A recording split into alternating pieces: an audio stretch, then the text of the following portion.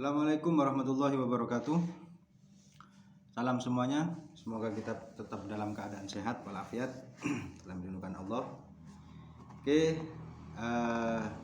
para thalibul ilmi yang mau belajar tentang ilmu balaghah, khususnya ilmu bayan. Ini channel Pena Masa Channel. Pertama akan sharing tentang ilmu bayan secara global, ini bagi pemula.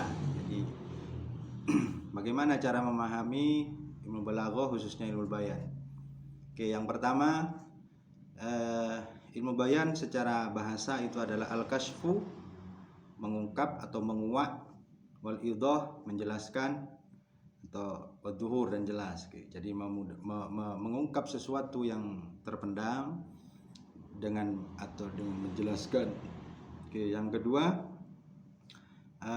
secara istilah yang digunakan dalam ilmu balaghah, ilmu bayan adalah ilmun atau qawaid atau usul yu'rafu bihi atau yubhasu fihi kaifiyatu iradil makna al-wahid biturukin mukhtalifah.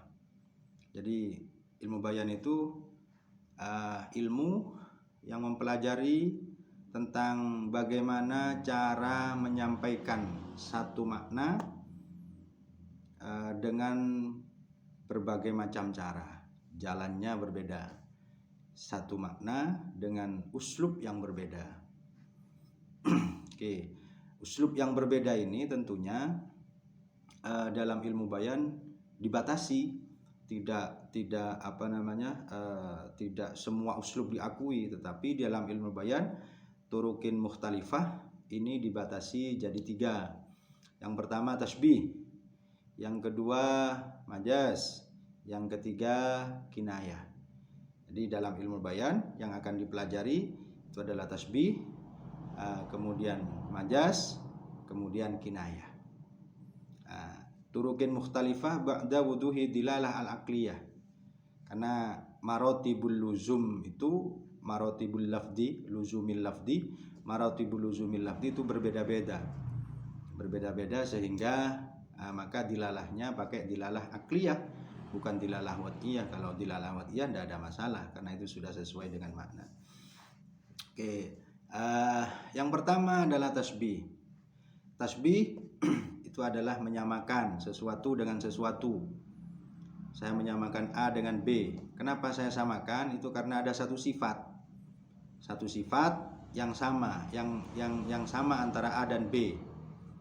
Jadi misalnya anta syamsun, kamu itu bagai mentari. Nah, berarti saya menyamakan antara kamu dengan Samsun, dengan mentari.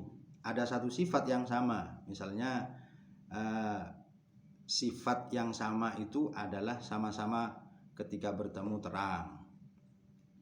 Jadi terang atau silau atau yang lain. Di dalam tasbih itu harus ada yang namanya adat. Jadi adat menyamakan. Bisa berupa kaf, bisa berupa mislu, atau yusabihu, yumasil, berupa huruf boleh, berupa isim boleh, berupa fiil juga boleh. Namun adat ini bisa dimasturkan, bisa tidak wajib ditampakkan. Boleh saja itu dimasturkan, tidak ditampakkan. Seperti tadi anta samsun, tidak anta kasyamsi, anta yusabihu syamsa, anta yumathilu syamsa misalnya. Anta samsun itu juga boleh. Kemudian karena perkara A dan B, barang A dan B itu ada satu sifat ya. Sifat ini namanya wajhus syibah. Jadi wajhus syibah ini adalah satu sifat, satu makna yang menyamakan antara A dan B. Oke. Apakah ada tujuan dalam tasbih itu? Tentunya ada, ligordin ya. Ligordin khos. Kenapa saya menyamakan kamu dengan mentari? Itu di dalam ilmu bayan akan dipelajari. Kemudian yang kedua, turukin mukhtalifah itu adalah majaz. Majaz di sini itu ada bermacam-macam. ada majaz lugawi yang di dalamnya ada isti'arah, ada majaz mursal, ya, ada majaz akli. Ya. Oke, jadi apa namanya, di dalam majaz itu nantinya akan dijelaskan bagaimana orang itu menggunakan satu kata saja, tapi yang disamakan itu disebutkan atau perumpamaannya yang disebutkan, barang yang disamakan disebutkan atau perumpamaannya yang disebutkan. Jadi ada bermacam-macam. Jadi kalau definisi secara ilmu bayan, al-lafdzul musta'mal fi ma wudi'alahu fi ghairi ma wudi'alahu li alaqatin ma'a qarinatin mani'atin min iradati ma'nal asli. Jadi lafadz yang digunakan pada tidak maknanya atau tidak sesuai dengan makna. Kenapa? Karena ada alaqah, ada hubungan. Jadi ada makna yang disebutkan, ada lafadz yang disebutkan, ada lafadz yang tidak disebutkan. Nah, ini karena ada hubungan. Lafadz yang tidak disebutkan tadi berhubungan dengan lafadz yang disebutkan. Terus ma'a qarinatin, tidak hanya alaqah saja tetapi harus ada qarinah. Qarinah itu bukti. Qarinah ini disifati mani'ah. Jadi harus ada qarinah yang mencegah bahwa lafadz ini harus bermakna majaz. Lafadz ini harus bermakna majazi, tidak boleh bermakna hakiki.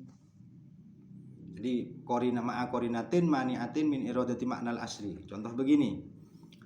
Ra'aitu asadan yakhtubu alal mimbar. Saya melihat asadan yakhtubu. Sifat dari asad adalah yakhtubu. Maka asad di sini menurut ilmu bayan itu bermakna tidak sebenarnya, bermakna majazi. Tidak boleh asad ini bermakna hakiki. Kenapa? Karena sifat dari asad di dalam kalimat itu disifati dengan yakhtubu. Nah, yakhtubu ini adalah karakternya manusia, bukan karakternya asad. Maka yakhtubu ini menjadi qarinah untuk asad tidak boleh bermakna hakiki. Jadi lafadz yang dibuang, yang tidak disebutkan itu adalah sesuatu yang disamakan dengan asad. Oke, ini ada alaqah, mungkin sama-sama brewo, mungkin sama-sama omongannya keras, atau sama-sama berwibawa karena karakternya asad seperti itu. Jadi yakhtubu menjadi qarinah untuk asad supaya atau tidak bermakna hakiki. Oke, dengan jumlah majaz yang banyak, tadi ada mursal, ada akli, ya. Nah, itu di dalam majaz nanti akan diterangkan. Oke. Yang kemudian ketiga ini adalah kinayah. Kinayah itu definisinya sama dengan majaz. Jadi lafdzul musta'mal fi ghairi ma wudi'alahu li alaqatin ma'a qarinatin jaizah min iradati ma'nal asli. Jadi taruhlah begini. Contoh sederhana dalam bahasa Arab itu biasanya tawilun najat. Tawilun najat itu kinayatun anis syaja'ah. Jadi tawilun najat kinayah anis syaja'ah. Kalau kita mungkin menyebutnya misalnya adalah meja hijau. Meja hijau itu kinayah untuk pengadilan. Berhubung di sini kembali kepada definisi tadi, ya. Ada alaqah, ada qarinah, tapi qarinah di kinayah itu adalah qarinah jaizah. Bisa jadi memang mejanya berwarna hijau, gitu. Mejanya benar-benar berwarna hijau. Makanya qarinah di sini sifatnya adalah jaizah. Jadi ma'a qarinatin jaizatin min iradati ma'nal asli. Oke, jadi ada 3 itu yang akan dibahas di dalam ilmu bayan. Oke, saya kira sekian, ya. Terima kasih atas dukungannya dengan melihat channel ini. Insya Allah ke depan saya akan menjelaskan satu persatu.